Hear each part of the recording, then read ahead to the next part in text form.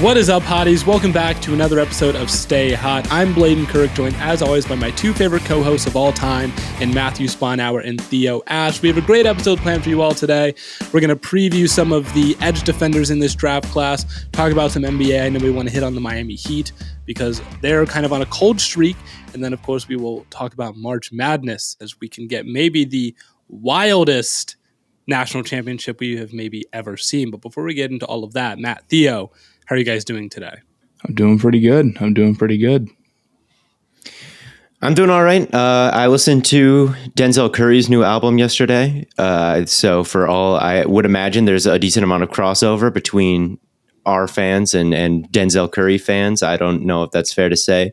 I was very impressed. And I want to say that that's probably maybe my favorite album that I've listened to so far this year. So that's not really how I'm doing. That's just a little update on how I'm feeling about things at the moment.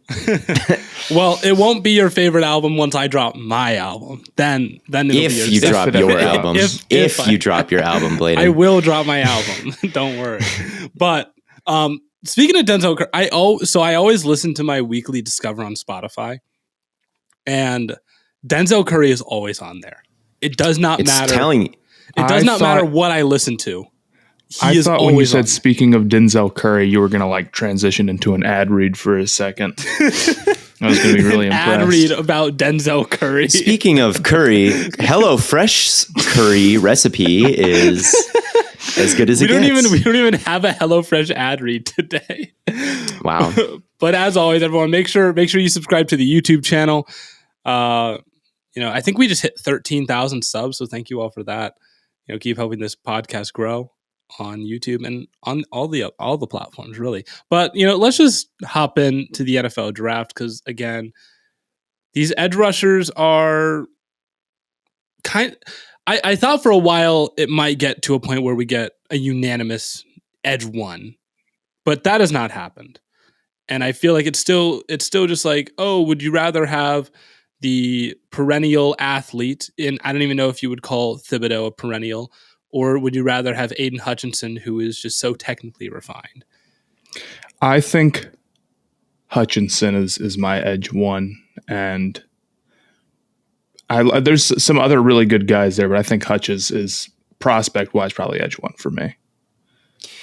I used to think the same thing with Hutchinson, and I've scouted this edge rusher and wide receiver, like the two at this point, the only two, and quarterback are like the two that I've scouted thoroughly. Hutchinson started as my edge one, but as I've thought about it more, I've gone more towards Thibodeaux. And Matt, I don't know if you want to explain your logic for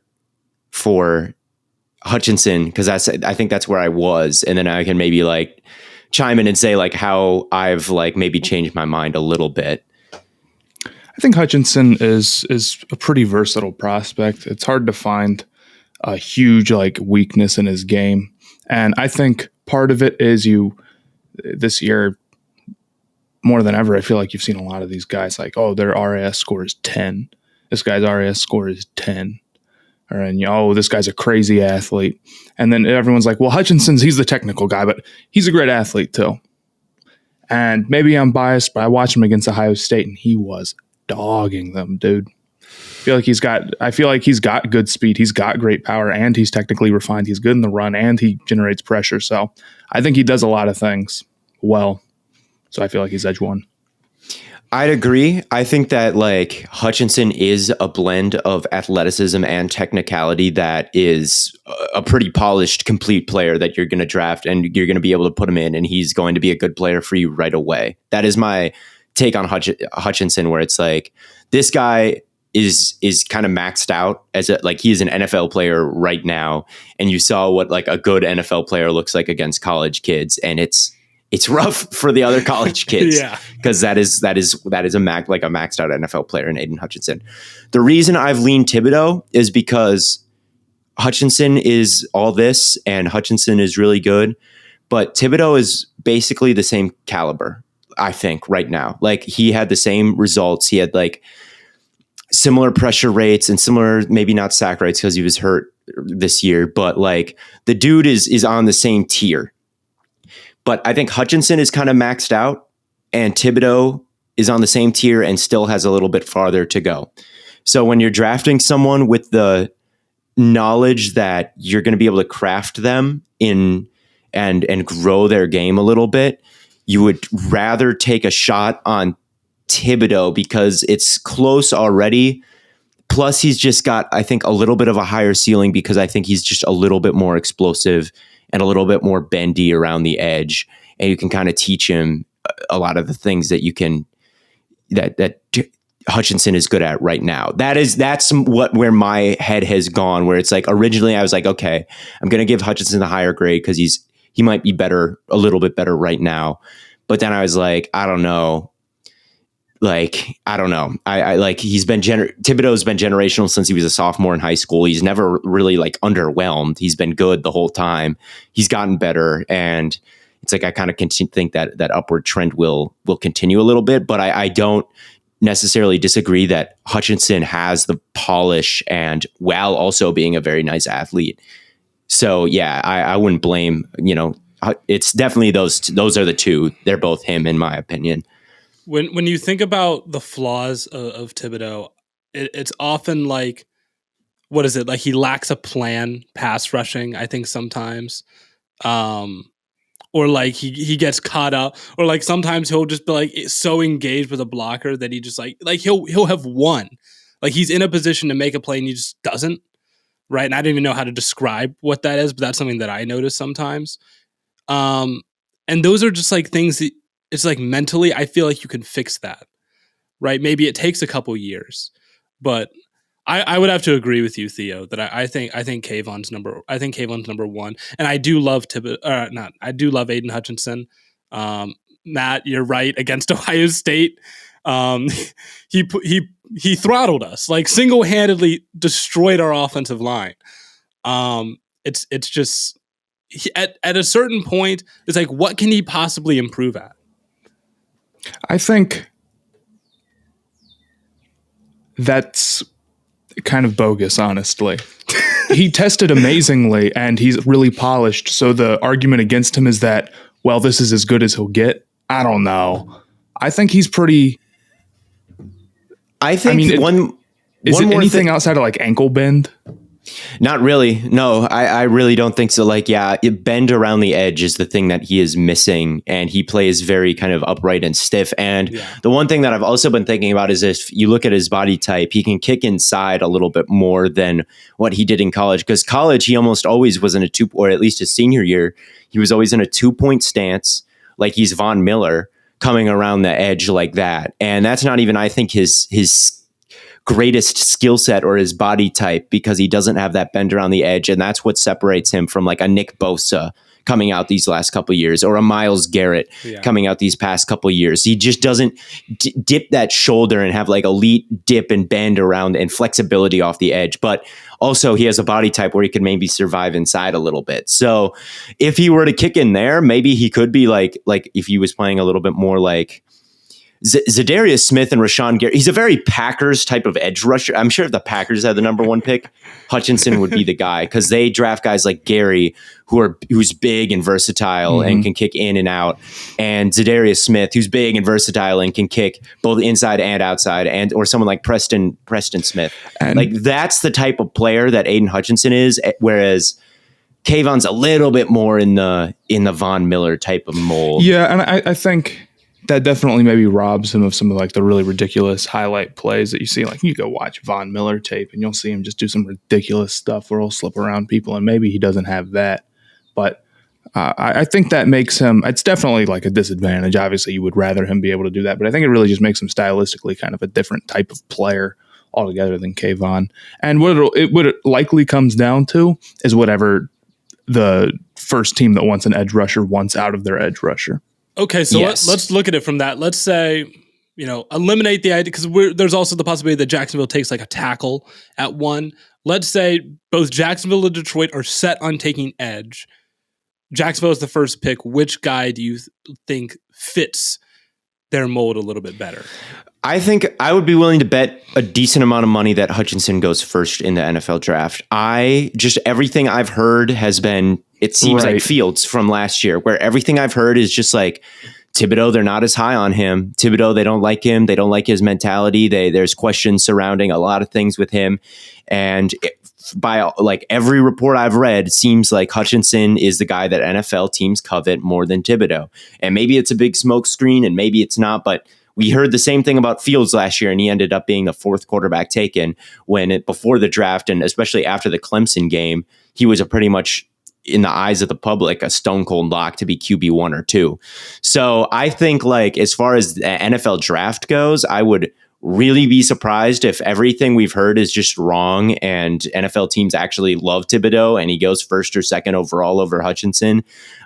So I think teams do covet Hutchinson a little bit more. And if we're talking, I think that he will go off the board in one of those first 2 picks to Jacksonville or Detroit. And we'll talk about that a little bit in the mock. And I love the idea of Thibodeaux to the Giants, as I've said before, in that Wink Martindale defense where he can get maybe some unblocked pressures right away, and they can just utilize his absolutely insane explosion off the edge and cover zero and blitz looks. And even if you need him to drop back into coverage, you would much rather have Thibodeaux doing that than Hutchinson. So if you have a lot of simulated pressures and blitzes where linebackers are coming and DNs are dropping back, I think you'd rather have Thibodeaux in that type of scheme. So we're going to talk about the top 10, but right now I think one of those first 2 picks will be Hutchinson, and then maybe one of the Giants picks will be Thibodeaux. That's kind of the way I look at it. You brought up the quarterbacks and how Fields ended up dropping to like what was it? He was the fourth QB off the board. Do you think there's a scenario in which that happens to Thibodeaux and like a Karlaftis or a Walker gets picked before him? I think it'd be really tough. I guess if a team, because like I'm saying I have Hutchinson over him, but like not by much, not more than not as much. I'm not as low on him as the NFL is. I mean, I see it with a guy's speed and power. It's like if you can just get him to have like you said, Blaiden, to plan a little bit more consistently, and it doesn't. I don't think that's unreasonable. He's going to be absolutely ridiculous. So I guess I could see. I mean, you see some of these mock drafts and where they have. Who am I thinking of? Georgia guy. Travon Walker. Yeah. I've seen him go number 1. Yeah. Well, that was a Maurice Jones-Drew mock draft. And the thing about Maurice Jones-Drew mock drafts is you might as well go to like PFF's mock draft simulator, put random all the way up and just press go. His mock drafts are always comedy because it's just the most, look, if Travon Walker goes number 1, I'm packing my analysis like up and leaving for a different sport, because Travon Walker, the hype that he has gotten over the past, like since the combine, is ridiculous. And if you think he's better than Thibodeaux, I just don't see that at all. But you're right, Blaiden, that you're seeing that, and you're seeing that from just a lot, like not even just MJD, but like Zerloin and a lot of different guys are like Travon Walker, and even Jermaine Johnson, which I just cannot even fathom going ahead of Thibodeaux. But it just seems like sometimes, and maybe this is a really ignorant take from dumb fan, but sometimes I feel like teams outthink themselves. Maybe they have a little bit too long. It's like I can get a debate between Hutchinson and Thibodeaux, but then all of a sudden it's like you start thinking about it like maybe this guy's too slept on, and then he goes and does like the Senior Bowl or something, and then all of a sudden they start moving up draft boards, and then they start moving up too much, and it's like you probably weren't super wrong after the season. The NFL is not immune to groupthink. I mean, DK Metcalf after the combine, I was thinking a bad 3 cone and I was like, okay, this guy could be the number 3 overall pick. He looks like the next Calvin Johnson. Like, watch his film. Okay, he runs up 4.3 at the side, and then he drops to the 2nd round. And even Fields, I think the jury is still out on because he didn't have a good rookie season. So it's like, well, maybe NFL teams were just right to be. But who did have, like, outside of Mac no one Jones? Did. Yeah, right. No one did. But like, you could still, like, the jury is still like, if he's bad, then I guess we can't blame NFL teams for passing on him. But I digress. Like, there have been plenty of times where it's like, man, DK being like the biggest shining example of a dude who was like obviously super talented, fell for reasons that just don't make much sense. And he's clearly really good. So the NFL is not immune to just weird narrative ball that they all fall into. And I've heard it before. That's what I tell Odell myself Beckham. when I see Ritter isn't quarterback one. But, or Odell Beckham, right? He got cut by the Browns. I watched the film on Odell, and I was saying the whole time, like, Odell still has a lot left in the tank. It's a Baker problem. I thought it was so obvious. Not one team put in a waiver claim on Odell Beckham. Not one team thought he was worth anything at all. Even the Rams, who took a shot on him, weren't like, they had Woods and Van Jefferson. They were like the one team. And it's like the NFL has not have this like perfect track record of like buying into narrative. Like they make dumb mistakes too, you know? I think with the Odell thing, it's like you look at a team like Detroit. Why wouldn't I think that maybe some of those teams are like, we can't make him go play somewhere. I feel like Odell maybe has enough. I don't know what the leverage drama maybe that like if you're a bad team, I think it's like sniff it. You know, if Odell's problem was the quarterback, he's not, you know, a team that doesn't have a quarterback like Matthew Stafford level is not going to put in a. There were reasonably only like 5 or 6 teams that could have put in an offer, and the Rams just happened to be the team he went to. Yeah. But yeah, I mean, Karlaftis, Walker, those guys will probably end up like, I want to say those guys don't go top 5, but man, it's so hard to like not picture a scenario in which like the Jets are like, what if? We've seen it before. Cleveland Farrell went top 6 or top 5 or whatever it was to the Raiders. We've seen it before. And here's what I'll say about Travon Walker as someone who's watched him a decent amount. I just don't understand where the top 10 hype is coming from at all, because we talk about a pass rushing plan. He does not have it, dude. He does not have it. And it's like, you watch all of his production. He doesn't even have much production at Georgia. 3.5 sacks or something is his career high. 4.5, 5. It's something low like that. Doesn't have many tackles for loss in his career. There's no production. That's not a positive.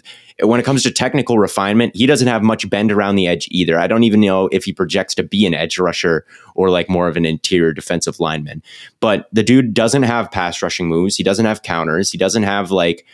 He's very frantic and upright in his rushing. A lot of his production comes on stunts when Jordan Davis like bowls over the entire line. Like, the dude is a freak athlete. Yes, he's very strong. He has got a bull rush and a long arm that's pretty good. Like, he's a powerful guy and you can mold him into something better. But it's like, man, if your problem with Thibodeaux is like he doesn't have a pass rushing move or he plays with bad technique, Walker plays with worse technique and has a worse pass rushing plan. He really does. So it's like, I just don't understand where the Thibodeaux over or Walker over Thibodeaux hype is coming from, because Walker's got the same problems but worse, you know. It's Walker's interesting. I feel like I wonder if he just had like an RAS score of like 9 instead of 10, just like really good where he'd be projected to go. I understand it. He's a guy who's 270, almost ran in the 4.4s. Yeah. With a sub 7 3-cone. That's just he's nuts. A ridiculous athlite. Yeah, he's a ridiculous insane athlete. Testing. I mean, he must have scored like a 10 or close to it or whatever he got. Myles Garrett numbers. But I think in a draft class that isn't very top heavy and doesn't have clear options, what you saw in 2013 is what teams do. We're going to make the safe pick. And we're going to go with a tackle.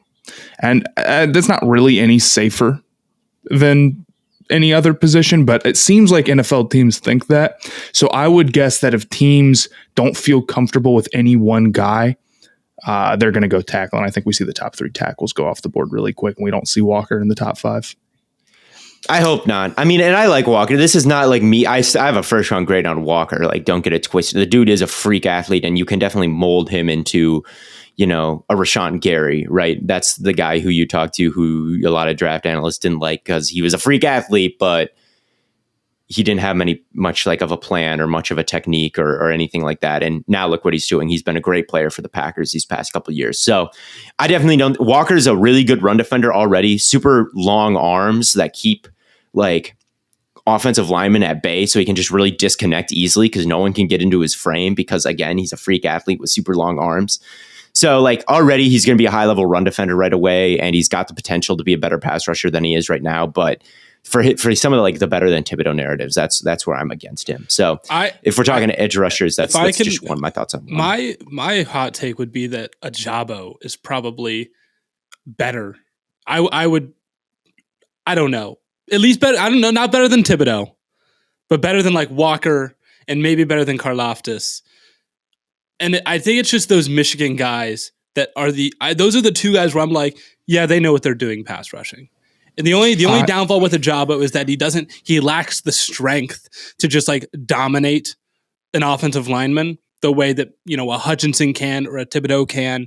But man, I mean, the moves that he can make are just as good as Aidan. He's destined, in my opinion, to be Harold Landry, Bud Dupree, Vic Beasley. We see a lot of these speed rushers off the edge that like are good, like Robbins, and if they're not the centerpiece of your offensive line, they can have good, sack production off the edge because he is really fast, and obviously he's got the Achilles too now, which is unfortunate. But that is very unfortunate. But I don't think he's better just because I think that his ceiling is like kind of never a centerpiece of a defensive line or like the best player. Vic Beasley led the league in once. Harold Landry has had one good year. He's not the centerpiece of it. Like, know what I'm saying? Like Hassan Reddick and is like really good, and he can be a sack master, and he can be a good player for you worth taking in the first round. But like to be like better than some of these other guys who might be able to do it like in the run game as well and win in just more than just around the edge. That's my thoughts on Ojabo. Very good guy in the run game for you. I think that a torn Achilles is more concerning than maybe some people. Like I saw maybe Matt Miller. Don't quote me on that. Was talking about like someone asked him how far is he going to fall. He's like late first, early second. Yeah, that's tough. Of a late first for a speed rusher with a torn Achilles who was, he was never mocked really consistently in the top 10. I don't know if that's because I feel like maybe with the Cam Akers stuff and Kevin Durant in the NBA, it's like Achilles is not the death sentence it was at one point, but it still would make me really, really nervous. It's not quite ACL level where it's like you will probably come back from it, but it's I can see how that would scare teams away. I've seen him in the 40 to 75 range is the number that I saw read, which I think is fair. I think like second round now is probably where I would go with Ojabo. I would say that's 40 to 75 if you can get him there, especially on the low end of that. I think you did a decent job. I think that he can have some really nice sack seasons because his burst off the line and some of the like Euro step and still make it around the edge sacks that he has are something that is rare in this class, which I don't think is like necessarily the bendiest class of all time. I don't think that there's a lot of like just freak no flexibility dudes. In this class. No, there's not. Like there's no Von Miller in this class, but yeah, he's good. He's good. He's solid, but I don't see him ever as a centerpiece of a defensive line, and that Achilles is difficult as well. Karlaftis is the dude. Karlaftis is the dude that you want after Thibodeaux and Hutchinson are gone, in my opinion. That guy there's some concerns about his athleticism. Fine. All right. Maybe he's not, Thibodeaux, but he wins in so many different ways. I saw him bull rush guys, long arm guys, just right into the quarterback's left. I saw him win around the edge. I saw him kicking inside, beating guards with spin moves. I saw he has the best hand fighting in this class, I think, him and Hutchinson probably. And I would honestly give Karlaftis the edge. He does MMA training in the like off seasons, and it really shows. He can beat you with any move. He's athletic enough. I can tell you that for like right now for free. He's athletic enough. And he doesn't have much bend either. He's kind of like Hutchinson where he's like not really going to dip his shoulder and just bend around the corner. But that guy, in my opinion, is him. And there were games where he was just not blockable one-on-one. I think that he's got the type of ceiling that, I don't want to, no one's ceiling is JJ Watt, but like he's got the same type of ceiling that Hutchinson does, in my opinion. I think there's similar play. He's like 90% of what Hutchinson is, in my opinion. I don't think he's quite as good. Like Hutchinson is so good. Hutchinson, like you said, he's a maxed out NFL player at this point. Like I really don't. My concern with Karlaftis is I don't know if he's going to be I don't know if he's consistent enough in the run game right now. I think he has the same problem that I think I said Thibodeaux has this problem where like he'll be in position to make a play in the run game and he just won't.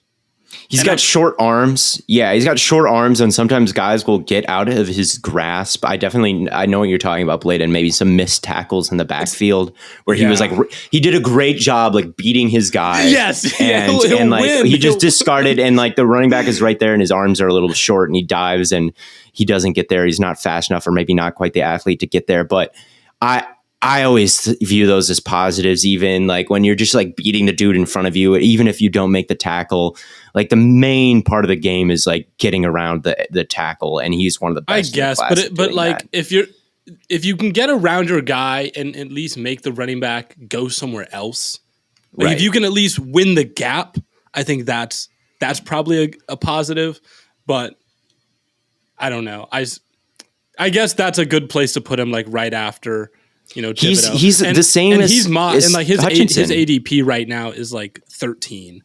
So like right, honestly, he's the same as Hutchinson. Short arms, not a lot of bend, but great hand fighting, pretty athletic. 6'6". Yeah, Karlaftis is 6'4".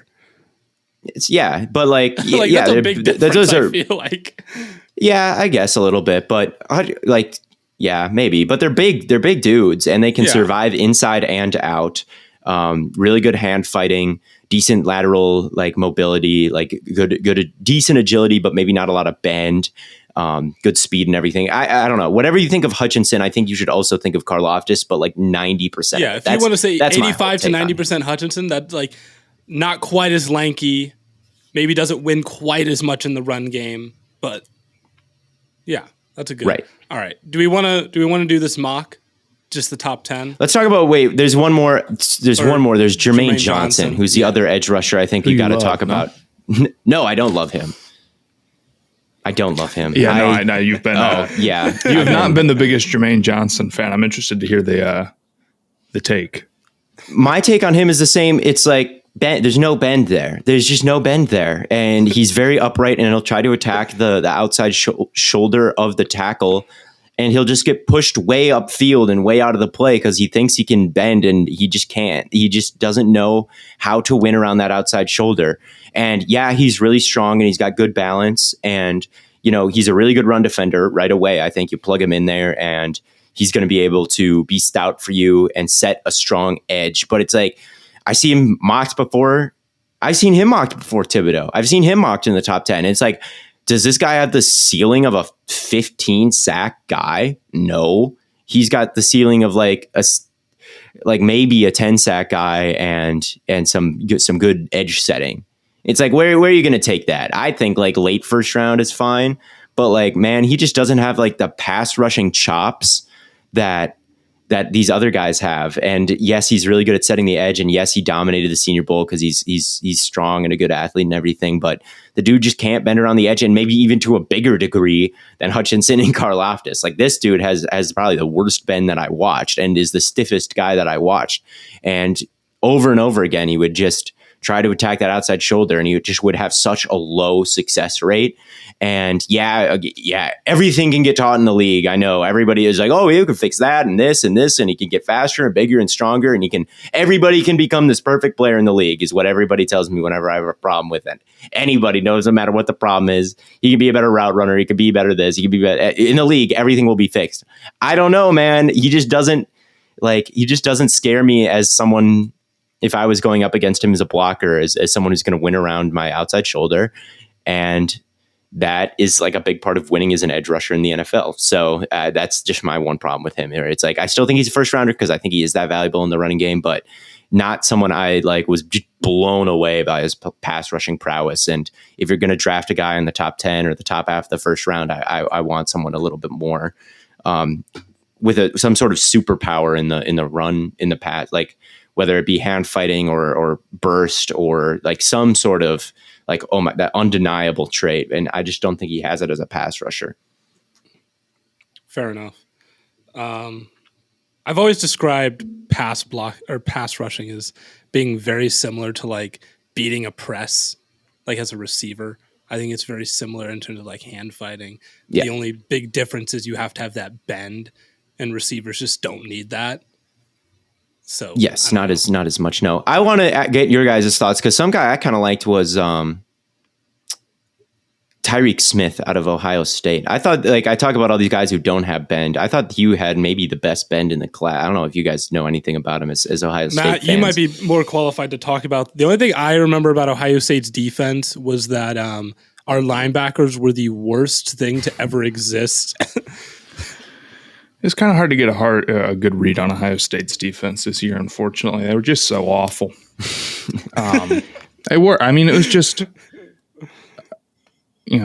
God bless them, but they could not defend the run to save their life. And they had to sell out so much to try to stop. And this is exactly why they lost the Michigan game, for example, where it's like, if Michigan can complete a couple passes and keep Ohio State even remotely honest, then they're going to win. Like, the Ohio State just isn't going to play like a real team. They're not going to have a real run defense. And I don't know. I do think that's more on the linebackers. I'll be honest with you. I don't know if I have a strong opinion on. He didn't have much Smith. production. He didn't have much production. I liked what I saw from him. The Penn State game was really, really nice from Tyreek Smith. He's kind of a sleeper. Just quickly before we get into maybe the top 10, Boye Mafe is a guy from Minnesota. He's getting some first round hype, and I don't really see, like we talk about pass rush plan, doesn't really have it, but really good athlete. Clearly, his lateral movement is really, really fast. Like, the way he can move side to side is like special. Just crushed all the testing, obviously. So in the second round, he's someone who like is probably worth taking a chance on, or maybe late first. The team falls in love with him, but like, yeah, not super refined and not super like not a ton of power in his hands and not a great pass rushing plan. So that was my thoughts on him. I really like Josh Paschal out of Kentucky. He was versatile, can play any position on the defensive line, and had really good hand fighting, I thought. For a guy who's like projected to be like a third, fourth round pick, I have him as at the second round grade. Just good at everything, in my opinion, and doesn't have that like athletic ceiling that would make him like a defensive player of the year or anything, but really solid dude if you need somebody. And then Sam Williams was good speed to power out of Ole Miss, but really big off the field problems. And yeah, that's probably about a rundown on all my like top guys that I consider to be for. Oh, and Arthur Ebiketie out of Penn State, really good. I have him ahead of like basically everybody not named Thibodeaux, Hutchinson, and Karlaftis, because that guy's got bend. That guy can win and be flexible around the edge, and he's got a lot of power in his hands, and he has pass rushing moves. So like, that's a guy. I don't get it with him, because I feel like did he tested well? I feel like I haven't heard anything about him like not being a good athlete. 6'3". He's not. He also played at a major program and produced really well. Yes. It's like what is the thing holding him back? I don't know. I watch him. I'm like, okay, what's the checklist? Bend, he's got it. Power in his hand, he's got it. Pass rushing moves, he's got it. Athleticism, he's got it. Okay, that's a first round pick. That's someone who can comfortably has a ceiling of 12, 13, 14 sack. Like, that guy can be one of the better pass rushers in the league. And it's like, okay, he's not maybe all the way there as a run defender, and he'll make some mistakes and he'll over pursue maybe. But like, man, pass rushers are pass rushers, A run defense is only like, it's great, but like, you're drafting these guys to get at the quarterback, and he's one of the best in the whole class at getting after the quarterback. So Arthur Ebiketie is like weirdly slept on, in my opinion. So I will read off the PFF NFL draft, like the mock simulator, like the cons that are listed there. Mm-hmm. Below average get off by NFL standards. Yes. Oh, that's the other thing. He's always the last one off the ball. That's my problem with him. I forgot about that. I feel like that's a big deal, man. Okay, but it's not like he's not. Did you guys see that one Von Miller clip? Who was he talking to? And they were just like, "You got to get off the ball." Something like that. That's the problem. I forgot about that one, but I don't even. It's like reaction time. Like, I don't think he has bad, like his first step isn't necessarily like horrible. The ball will be snapped and he just won't react to it quick. So I feel like maybe that can be fixed. Maybe it just has slow reaction time. But yeah, that's a little bit of a problem. Is he's just always like a split second slow to react to the snap of the football. And it's like, there's also someone on the Penn State line, one of their interior guys, who's like really good at it. So it looked even worse because he got off like weirdly fast. And like, so he was always like, he compared it to this other guy. Yeah. Anyway, that's fair. That's fair by PFF there. If you get off the ball late, like that's, I don't know. I feel like we don't need to go into it. The moral of the story it is bad. Because I don't know. I feel like it's not just like a matter of like getting off the ball late. If you're going to be off the ball late, you're going to be late to everything, right? It's like an offensive lineman goes to, set his feet and you're going to be late to react. You're going to be late. Like if a running back makes a cut, I feel like you're just going to be late everywhere. But moral of the story is clearly if you don't have a plan in pass rushing or you have no bend, then you're off our board entirely. Yeah. But I figure we can just hop. Yeah, if you have no way to get around anybody and get to the quarterback.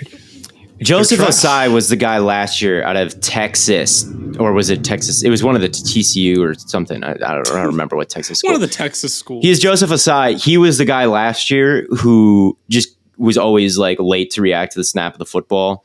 And then he got hurt this year, so he couldn't see if he got better at it. He did have a really good preseason game that I actually watched because he had like 3 sacks and 3 tackles for loss or something. And I noticed that he was getting off the ball faster than he was in college. So that gives me a little bit of hope. I wish there was like a full season of that though, instead of one preseason game. So Joseph Osai would be the blueprint on like, can you fix that or not? But I guess I don't know. Well, that pretty much wraps things up for the edge class. I figure we hop into some NBA stuff. And I know, Theo, you and Matt wanted to talk about the Heat because they have lost 4 straight. And now there's the question of, could they get first rounded in the playoffs? They could. The Heat's biggest strength is that they've got their shit together. And right now, they don't have their shit together. And there is not that much time for them to figure it out. Now, I'm not a Heat hater. I am not someone like, I see the vision with the Miami Heat. I've been defending them all year. People say they're frauds and bubble frauds and all that, and they just don't like the Heat. They don't like Tyler here. A lot of people don't like those guys. They have a pretty decent hater base. And I think they're also a team without a top player, and it's like they're not proven because they don't have that top player, and it's like you know what I'm saying. Yeah. But they can go beat teams if they do have that sort of Miami culture where they've got good game plans. They're extremely well coached. Jimmy Butler is he's known for being a great leader. They've got a unique thing going on there. But if they're going and they're fighting and they're being a disaster a little bit with the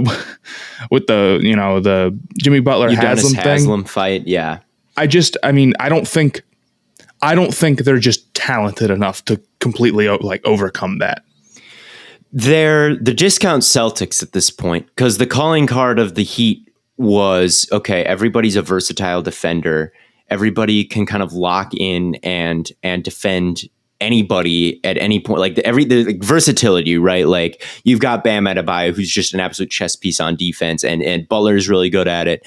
And Lowry obviously has like a ton of experience. He's pretty good at it as well. So you've got like this unit who can really just lock people down on the defensive end in a variety of different ways. And when it's clutch time, you have these dudes with plenty of experience. Obviously, the Heat just in the finals a couple of years ago. That team's largely still intact. You brought in Kyle Lowry, who won the finals a couple of years ago. So you go into like when it is winning time and it is time to clutch up and it is like time to go win a tough game. You've got the guys who maybe aren't the most talented in the league, but they just get it done. That is the Miami Heat. And they do it not with like this crazy shot making or anything or like any of that, but they just do it by getting it done somehow, some way, like smarts, like making the right play. Like their shooters might just be good enough to, maybe they can't hit a Kevin Durant fadeaway at deep 2-point to tie or win the game. Maybe you don't have anybody to trust doing that, but like everybody's like good enough at it where it's like they can get a good shot off, and more than likely than not, maybe one of them can hit it. But like you said, Matt, they're just not coming down the stretch. They're probably supposed to be gelling and just a finely tuned machine at this point. But instead, there's just a handful of things wrong. Yeah. Number one is that like Butler's shooting 18% from three this year. It's Butler has not been a good shooter for a while, and I've seen some tweets about. And I guess I need to look it up to make sure. But Jimmy Butler hasn't been shooting threes well for 3 years. I'm looking at it. He hasn't shot even close to 30% from three for 3 seasons. Never been a good 3-point shooter, at least in recent memory. At one point he was. On the Heat, he's not been a 3-point shooter. Yeah. And when you mix that with the fact that Duncan Robinson has just not been quite the same, and then Bam, it's like some of these lineups are just, the spacing is not that great. And also you don't have anyone who you're like Tyler Hero, but compared to other high level playoff teams, they have some of the worst, probably just like straight up ISO players in the league. And maybe that's too harsh because Hero has been playing really well and you've got a lot of guys on that team that can go and get you something, but it's like, man, that's tough. I think another thing is that they're a little old. Yeah. Butler and Lowry are and PJ Tucker just a little old. And it's not Hero and Bam, Duncan Robinson, not all like that, but 82 game season's a lot of games. And you look at the teams that have really like pulled it, what team is pulling it together down the stretch right now? The Celtics. The very young Celtics. And the Celtics are like what you'd like the Bulls to be, because the Celtics are the defensive prowess. Like everybody in that lineup has become like a versatile defender.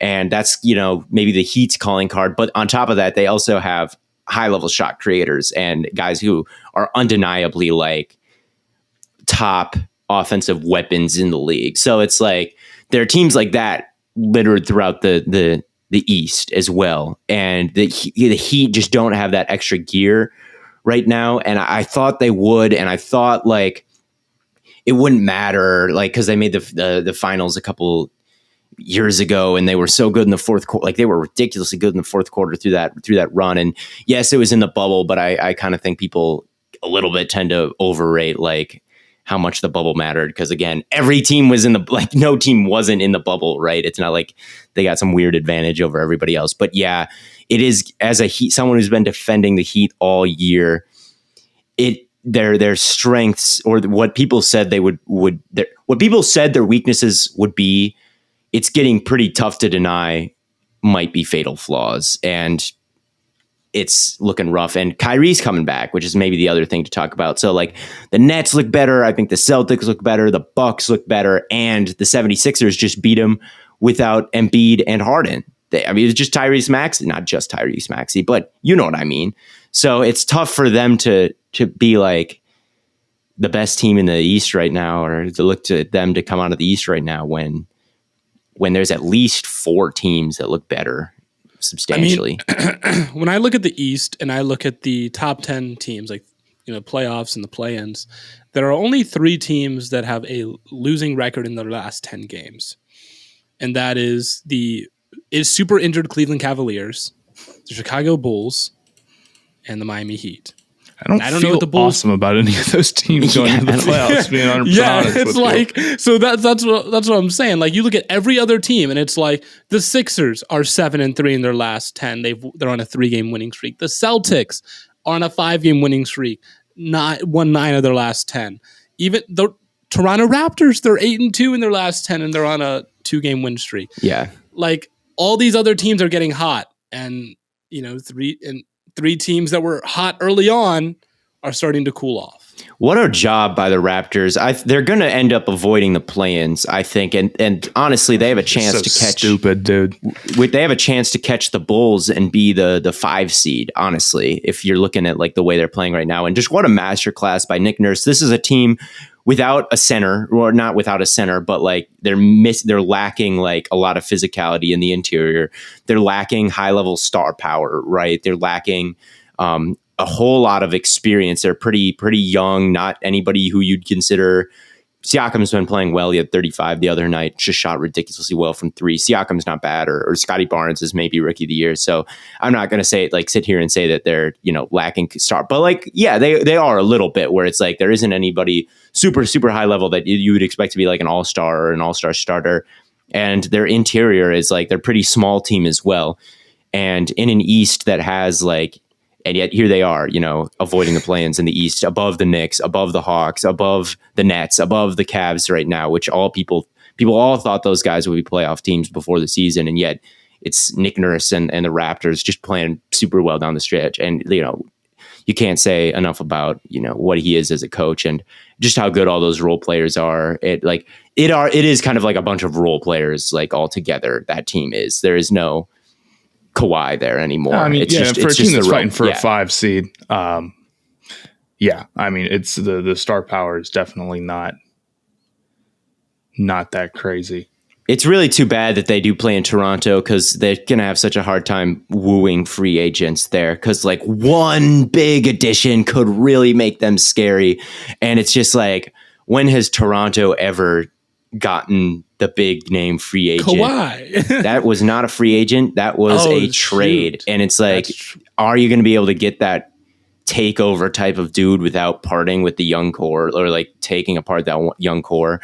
It's like, I don't know, man. I don't know if anybody is willingly going to be like, I want to go live and play in Canada. Like, that's not how the Raptors like to do things. So it's not how the Raptors like to do things, but also the Raptors have never won or I shouldn't say they've never won a title. They have won a title very recently, but like, I don't know. It's like everybody. The thing about that is that if you're going to get away with not being able to get big free agents, well, then you better be really good at evaluating talent and getting it in the draft late, and you better have a really good coach. And the Raptors have both those things. The Raptors do have both those things, but like, and I don't think they won't be really good, but it is tough to win a finals, and they've only won one. Yeah, it sucks. You can't, like, it sucks. Like if they were in like Los Angeles, then we'd be talking about right. A lot of talent for LeBron to trade away for stars and whatnot. But I am. So who do you have coming out of the East then? I don't know. I'm looking at the Nets because I think the Nets just in general. I kind of want to talk about them. They're trending very much up. And Kyrie's coming back, and that's so key because 6 of their last 8 games are at home for Kyrie. And one of those away games, the 2 away games, is the Knicks, so New York. So basically, they're getting Kyrie Irving for 7 games instead of 1 with only 8 left to go, which is, with how tight the East is, pretty, like, that's a big, big, big deal. So, and I think Kyrie Irving hasn't played much these last 2 years, but he's playing the best basketball of his career. I think it is outside of the Joe Harris stuff. It is just clicking for them right now. Post James Harden trade. I'm not saying it is James Harden's fault, but and this is a team that when we did that, like, here's this list of 5 teams, right? Which one could go out? I was worried about the Nets. I'm not worried about the Nets going out first round anymore. The thing about them is that Kyrie not playing all season, good thing. Good. I would much rather take the hit on the seed, play one. I mean, the whole East is stacked. What do you like? You're not avoiding that much, putting in all that work. So great. Kyrie is healthy and he's playing some of his best basketball. I will take that over seeding all day. And that's why load management's been a thing. Healthy players is worth so much more than a seeding. You have Kevin Durant playing his best. Those are two vets who have done it before on the biggest stage with the exact type of play style you'd want. And then the role players have been stepping up. It's like having Seth Curry on that team. That's big. Seth Curry is big time. He always makes teams way better. So I feel like the offensively that team is built really well. They're playing well together. Defensively, they are not nearly as bad as they were. I mean, it's not even the same thing remotely. I still think the Bucks would be a very tough challenge, but they would be. I as a Nets hater for a lot of the year, maybe not a hater, but someone who's been low on the Nets all year, totally see the vision with them. The Ben Simmons stuff aside, I don't know what the deal with that is, but if he doesn't play, I think even if he doesn't play, the NBA is very much okay. It's a 7-game series.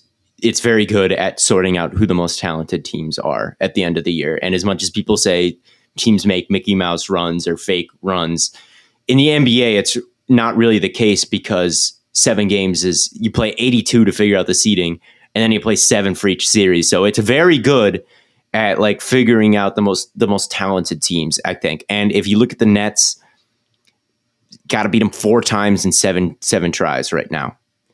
Tough. All right. If Kyrie is playing the best basketball of his career and Kevin Durant has not lost a step, and they're fresher than they've been probably in a while. And look, Simmons, I have no idea.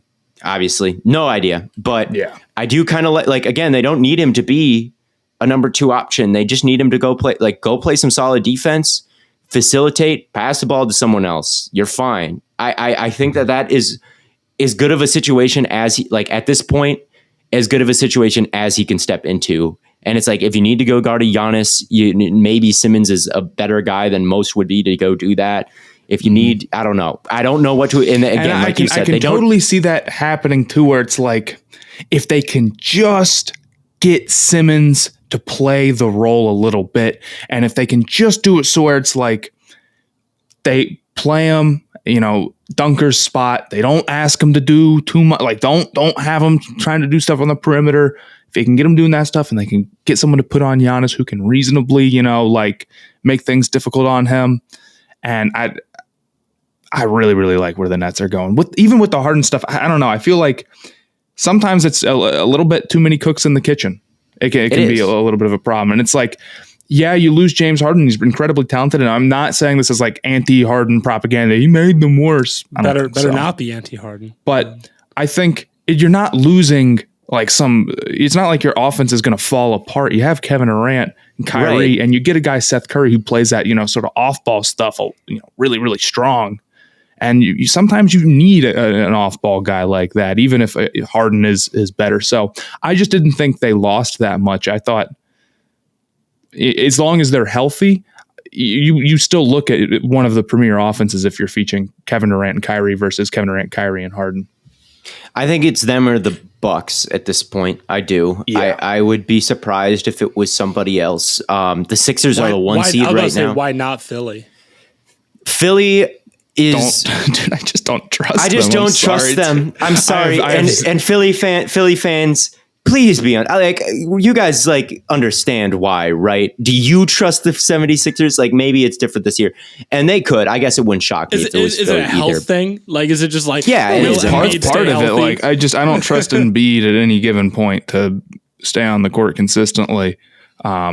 Although he's been healthy this year. If he's been healthy this year and they have Harden now, and he just plays some weirdo games and getting a bunch of fouls like that. Yeah, it's tough to go from we draw a lot of fouls. It works, so it works. And I'm down. Okay, fair enough. Draw a lot of fouls. I'm not calling him a foul merchant. But then all of a sudden you get to the playoffs and it's not the same whistle. It's like, yeah, it's not. You would rather be scoring by not, drawing fouls all the time. And even if it's unfair, they're just not going to want to call that many fouls for one team. They're just not going to want to. And when you have a big guy like Embiid, if he starts getting, more of a LeBron whistle where it's like, yeah, buddy, we just expect you to deal with some of the contact in the playoffs, because I feel like usually fouls go down pretty decent amount. Game slows down, goes half court stuff more. I don't know with Philly. Especially and I don't trust Doc Rivers as well. I'm afraid the track record is the track record with that stuff. So I see it with Philadelphia too. It's like, it's crazy talent. You maybe have 2 top 10 players on the same team.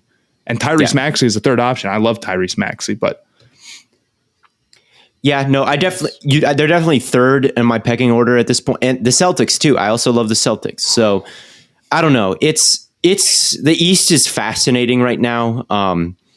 It's easier to trust the Nets right now. I do think it's easy to trust the Nets right now just because KD and Kyrie have won finals before, and Giannis has won finals before. And, when it comes to, but yeah, it is tough to know. So, dude, because the Celtics kind of have it down right now. And I'm I think it would be very bogus to dismiss them because they had a slow start to the season. Like, that team is awesome not the defensively, and Jason Tatum is I think Jason Tatum is underrated. I do. I think that's the start. I saw something about, like, he just steps up in the playoffs. He doesn't. People forgot it. Like, last year, do you remember how he was balling out? This a guy that size, strong on defense, can create his own shot. Just tough to stop. To stop. And it's just... Yeah, no, it is. So, I don't know who to pick, man. You asked me for my pick. Maybe I would say, I mean, I don't know. I'm really high on the Celtics, and I have been... I think I've been high on them maybe a little bit longer. I was low on them to begin because they started out the year kind of so poor, many, and it was like, and I was like, well, why is this Celtics team going to be different than the Celtics team that, like, any of the other Tatum and Brown iterations that we've seen over the past 3-4 seasons? And that's kind of what it looked like at the beginning of the year. But they are very different now. And they were decent before, and now it's just they're one of the best teams in basketball right now. They just figured it out. This is... Here, it goes back to that question. This is why the East is so tough to predict. Okay, here's the 5-team list for you now. Nets, 76ers, Celtics, Bucks, Heat. One of those teams, at least one of those teams, cannot go to the second round. Yeah. Yeah, it is. I don't know. I might go with... Well, I'm going to go with my Cleveland Cavaliers. No. As to not make it to the second round? Yo. I don't know, man. It's really tough. I might go with the Nets versus Celtics in the Eastern Conference Finals, but I could be very wrong. It's just tough. It's like, Bucks. The Celtics are really hot right now. They're playing good. Sixers. Okay, well, they'll beat Giannis. It's like, maybe. I mean, maybe. It's so tough. The Suns, right? I mean, we saw the Suns. We did. Yeah, I feel good about the Suns this year.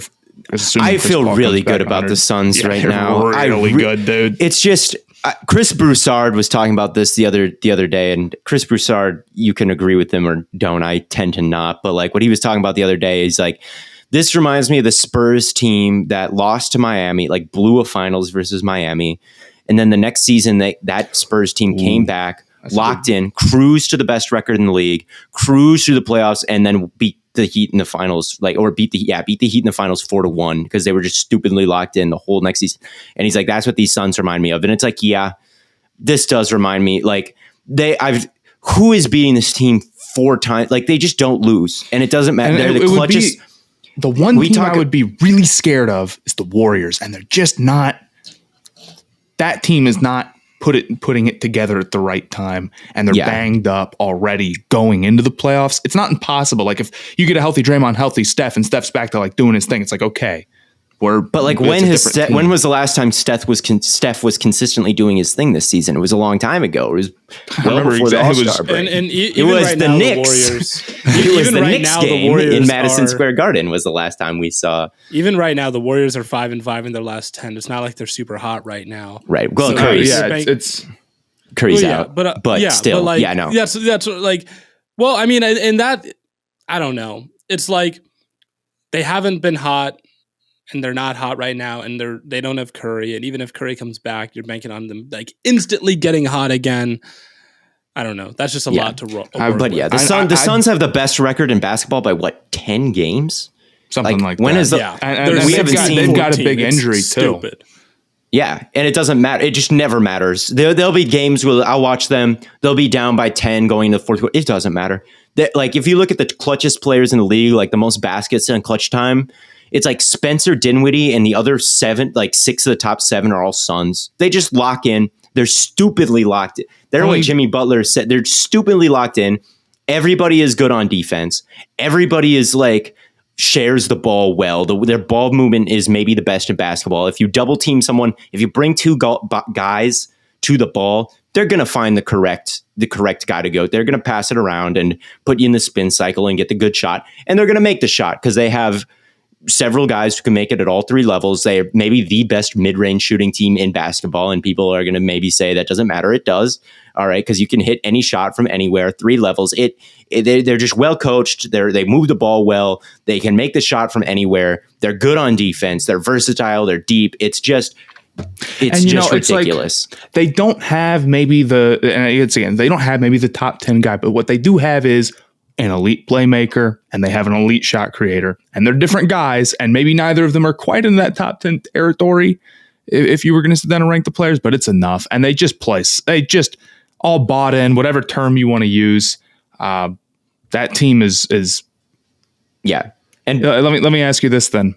If they make it to the finals, you're going to go to a game. You didn't last year. I got it right. You got to at least go to a playoff game or two. I'll definitely go to. I went to it last year, but by the time I was in Northfield, I was in Minnesota. I got back, and I think when I got back, it was game 4 of the finals, and I only had like 2 opportunities to go.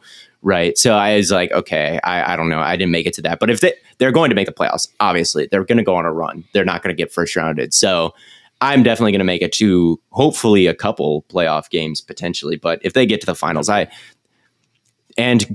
out to the Suns. I went to a WNBA finals game, and that was actually super exciting. So there's a chance I could go to a Phoenix Mercury finals game and a Suns finals game in a course of a calendar year. That's pretty big time. That's pretty big time. It is pretty big time. I want to get into March Madness. I think we'd be a Mickey Mouse podcast if we didn't. But I need to ask you guys, like, my bracket's busted. Like, what am I supposed to do now? Watch the games. Just watch the games and enjoy them, man. Wrong. The correct answer is to sign up to Underdog Fantasy, our newest sponsor and the fastest growing fantasy app ever. Underdog Fantasy lets you draft a fantasy team in just minutes, and March Madness is here. And the quickest way to get in on the action is through Underdog's Pick'em game. You can pick the over or the under on 2 to 5 different player stats, and you can win up to 20 times your money in a single night. And if your bracket's already busted, like mine, this is a great way to get back into the tournament. Unless, of course, you're picking St. Peter's. Again, just like me. You can use the code STAYHOT when you sign up, and you'll get your first deposit doubled at UnderdogFantasy.com or on their mobile app. Again, that is code STAYHOT to get your first deposit doubled. But let's talk about March Madness, because we have the potential to get the most interesting national championship ever of St. Peter's and Miami. And Miami is currently up 6 at halftime on Kansas. Miami has just been kicking people's asses, dude. Miami, I mean, they beat Auburn soundly, and they're up big on Kansas now. It is time to, like, again, in the Elite Eight, everybody there is obviously good, but occasionally you'll get some weird teams in the Elite Eight that lose. But man, I guess not the Hurricanes, but the main thing I want to talk about is the St. Peter's team, because that's obviously the biggest story and the most interesting one. And yeah, I don't know if I've never seen, like, obviously I bet on them. If you're paying attention to the Theo Ash NFL betting like cycle, I bet on them against Kentucky when it was like 17-17 or something. And the reason I felt comfortable doing that is just the vibe, like the literal vibe check, like their coach and the way that they approached the game and played the game was like, I'm not the world's smartest college basketball mind, and I haven't seen all the teams to like compare, like, oh, this reminds me of the 07 team. They're just like that. I don't know. But I do know when a team is just very calm, cool, and collected. And that is like their coach, the body language of everybody was just stellar, like absolutely stellar. I don't like the defense, how they were playing was like very impressive. And it was obvious right off the bat that this team just had a little bit of something to them, to me at least. And you look at a team like in the first round, going back to Chattanooga versus Illinois, which was another upset that I thought might happen. And at the end of that Chattanooga game, it was this underdog team that just lost. They had it the whole game and they lost it. And they were throwing the ball out of bounds. And once the high seed Illinois turned it up a little bit, the defense a little bit, and kind of locked in, they just couldn't go anywhere. And that's just not St. Peter. Like that is a low seed who clutches up, and when the other team even starts to lock in a little bit, they can counterpunch, and they just have that in them. And yeah, they're a little undersized. Like you look at their guards and they're like tiny, but they make plays, and they just have, again, there's a bought inness that teams can get sometimes, it's obvious when it happens, and that's what it is. Yeah, it's you can't really like manufacture confidence like that, but that's a good point, because there was a few plays there where you're like, in the Purdue game, where St. Peter's is not without a dumb mistake or two. No basketball team is, right? And there was one point where they like threw like a really dumb throw, and I feel like they went down 4. And you're sitting there, I was thinking, like, if this is a team that has just somehow just gotten the breaks, and it's just worked for them, and it's like something, maybe your shots just fall at the right time, this is when they would collapse. This is when they would start to panic a little bit, and they just don't. You can't keep them out of it. They're not going to get demoralized out of a game. They're not going to, we need everything to go our way. And the second that it doesn't, we know we're underdogs, so we're screwed. They don't do any of that. I thought they did a really good job of guarding. Who's Purdue's the 7'4" guy, the huge dude? Yeah, no, I thought so too. I thought they did an incredible job, and I can't quite tell you how, because I'm not the greatest basketball mind, I remember Purdue, there was a point in the game, I think it was tied at like 52, and they're shooting free throws, St. Peter's shooting free throws, which they shot a lot of free throws that game. And Purdue does their substitutions, and all their best guys are on the court. And at that point, I'm on Twitter, and everyone's like, "Oh, this is it. Purdue's going to run away with it," and everything was going Purdue's way. They went up 4, and it looked like they might have control of the game. And St. Peter's just kept getting everything they wanted. Yeah. Right? It's like they never, like, to your point, they never got demoralized. And when it comes to how they stopped EB. The center kept his hands up. That's one thing I noted. Like, he always had his, which obviously every center is supposed to do, but they don't all do it. I thought that they did a good job, like staying tall and staying high, and like just bothering him constantly, and never getting like lazy or having a moment of lapse. But yeah, Matt, go ahead. I thought that, when you have a guy who's 7'4" in college, the thing that you're not going to be able to stop is like, okay, if he has the ball in the paint, I can't guard that. I can't block it. I can't get high up enough. Doesn't matter. He can just turn around, do whatever. If he gets the ball within 3-5 feet of the basket, you lose. Especially a team like St. Peter's, who is their tallest player? How tall is their tallest player? He's got to be like 6'4". Yeah. But what you can do is you can make everything else really hard.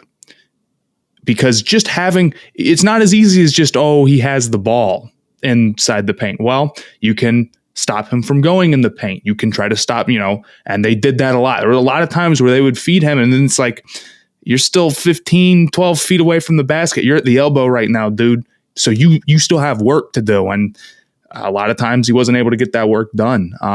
Or there are times where they'll just try to deny him the basketball entirely. Obviously, that'd be the go-to thing. And I thought they were rightfully aggressive about that. It's like, if you're going to lose the game because you were aggressive trying to get the ball and your guys fouled out and you didn't get the calls, or you lost the game because he hit his free throws, okay, you can live with that. But you can't just accept like, well, I'm too scared to get fouled. I'm too scared to foul out. I'm too scared to be too aggressive. So I'm just going to let him do his thing. That's your only option. You can't be passive in that situation, even though, the fouls started racking up for him instantly. So right. I thought they played that situation well, and I think he was held to like 11 points, which really isn't that like amazing, all things considered. 11 points is not bad, but a less passive team could give up 20 or whatever. It'll be very interesting to see if Shaheen Holloway, their coach, is at St. Peter's next year. Because if I was a team like, I don't know, any team that needs a coach, and I was like a Power 5 program, I would be like, hey, how would you like to not coach in that gym with no bleachers anymore, or wherever it is? It's like, and it'll be interesting to see. I think like that coach, Shaheen Holloway, will be a name, obviously as a legend, but just the way his composure, just after wins, like he's not like, oh my God, he's just as calm as can be, as not sweating, just, we beat him, on to the next. So just a masterclass coaching performance from him. And you could just tell his body language on the sideline. You can just tell he's a guy that you would want to play for. He's just commands respect and just couldn't be a calmer, cooler dude to lead this team right now. So it'll be interesting to see if he gets swiped up by, I don't know, LSU. I'm just spitballing. The other thing that I also mentioned, I felt like a lot of times when Purdue would feed him the ball, it would be like they really weren't. They were just hoping that they would get St. Peter's to go like, oh, let's see if we can get a double team going. Let's see if we can get something really, really easy. And a lot of times, St. Peter's would be very, very honest. I felt like there were a few times where it'd be like, yeah, okay, he's 7-footer on. Or 7'4" guy on our biggest player. We'll just take that one-on-one matchup. You got to back him down. You got to do that. We're not going to double you. We're not going to give you an easy pass out. Yeah. And I thought they just, because they felt like they could honestly handle him and knew their limitations, but still played aggressive to the right extent. I thought it was really good. I do think it'll be interesting against UNC. UNC is a team like they've had these high scoring games. They play at a pretty high pace. It feels like to me. So. A higher pace than any pace that St. Peter's has seen so far. And that definitely plays into UNC's hands a little bit because it's like, as much as we've talked about St. Peter's, there is a talent gap against all the teams that they played. And if there's the more possessions you have against them, the better of a chance you're going to have to win, just because like eventually you play a million possessions against a 15 seed. Eventually the 1 seed or the whatever higher seed is probably going to come out on top. Right. So to play at a high pace, like I guess I don't know. I don't have the numbers in front of me. Maybe I'm just totally wrong here, but it seems to me like they play a pretty frantic. I mean, you're not. I don't think you're too far off on that. They went 95. You know, they had put them 95 against Marquette, beat them by 30. They put them 93 against Baylor, which was the 1 seed. And it was also part of the reason why Baylor could come back, right? Is because if you don't slow the game down when you're up by 20, that's what gives you another team the opportunity to come back. To that point, I think that's what St. Peter's does well. When Purdue started to go on their run, and I think their biggest lead in that towards the end of the game was 6. St. Peter's was able to slow down the game, and that's how they were able to get back into it. Exactly, and I would say. That's definitely a key. You don't want the game to be too fast, but it's very, very tough to push the pace against a team that is like, if you can control the pace and make it slow if you're St. Peter's, you can do that. Yes. Fair. And I also go ahead, Matt. Go ahead. No, you go ahead. You go ahead. I think that I don't know if you've ever played basketball where the other team is playing like way slower than you want to play. It is a very easy way to get frustrated. If it's like, okay, this team's going to take, especially in college basketball, where you can take forever if you want to. If you try to go, you try to get into your stuff quick, you get a miss, and then the other team, you don't get the ball back for half a minute, and then a couple quick misses means that you can get on those streaks of not making a basket for a long time very quickly. That's exactly what happened to Purdue. It is. So that is exactly what happened. I don't know. I want to wrap things up by saying I think St. Peter's has a very good shot at going to the championship game. Like this feels like a perfect.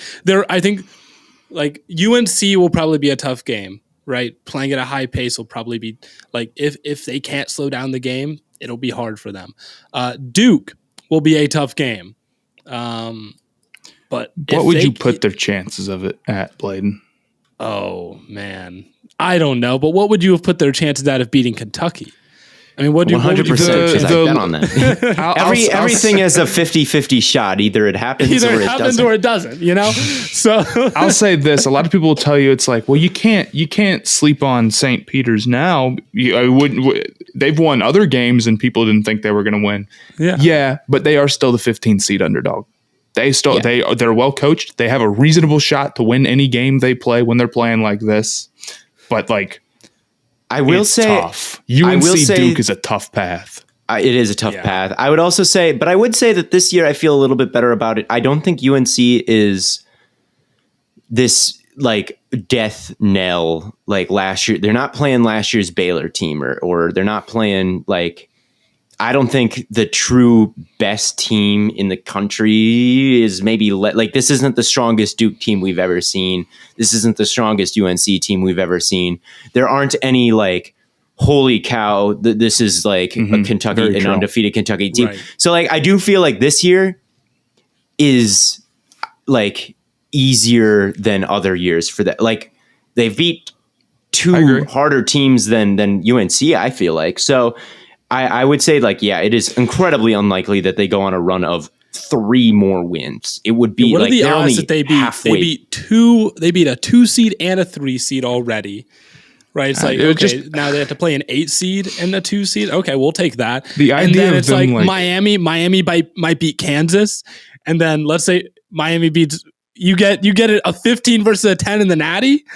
You don't think St. Peter's is like, oh, we're winning that game? Okay. I'll say it's shaping up better for them this year than other years, but still, they're basically less than halfway there because they've won 1, 2, 3 games, right?